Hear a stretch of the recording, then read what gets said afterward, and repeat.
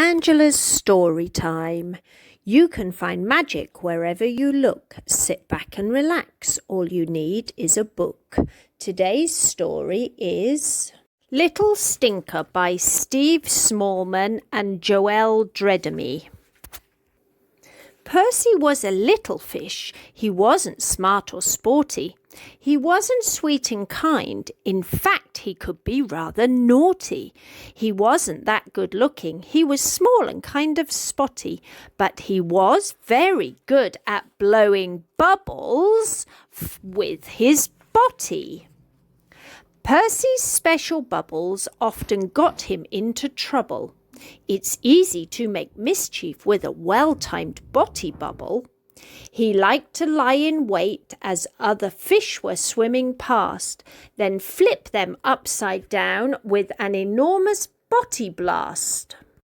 At school he always tried to cheat whenever they had races by blowing stinky bubbles in the other fish's faces.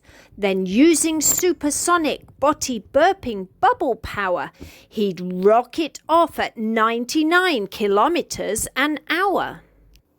Sometimes during lessons he would wait for Mrs. Trout to turn her back, and then he'd let a whiffy whopper out. Then sneakily he'd used his tail to waft the beastly bubble behind poor Penny Pufferfish to get her into trouble.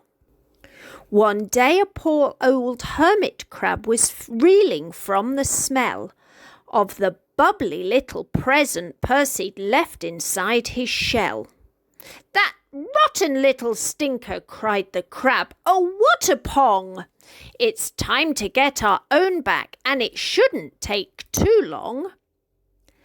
"Hey, Percy!" cried the hermit crab. "If you think you're so clever, why don't you try to blow the biggest body bubble ever?"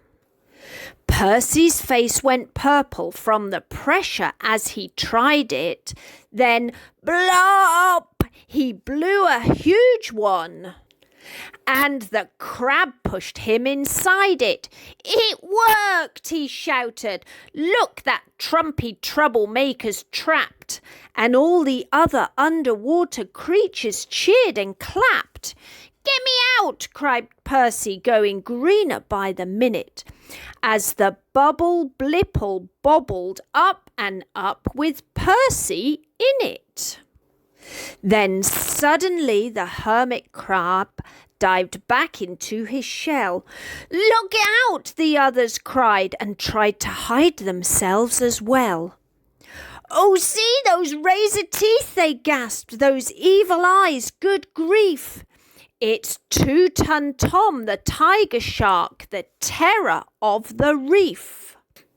The tiger shark saw Percy and said, "A juicy snack," and opened up his massive mouth and moved in to attack. "Dinner time!" he laughed, but just before his jaws could close, the bubble burst and all the whiff went wafting up his nose. The shark swam off. "Hooray for Percy!" all the fishes cried, and Percy felt a warm and tingly feeling deep inside. "You must feel proud," suggested Hermit Crab, and grinned. "Well, maybe," Percy said, "but then again it could be wind."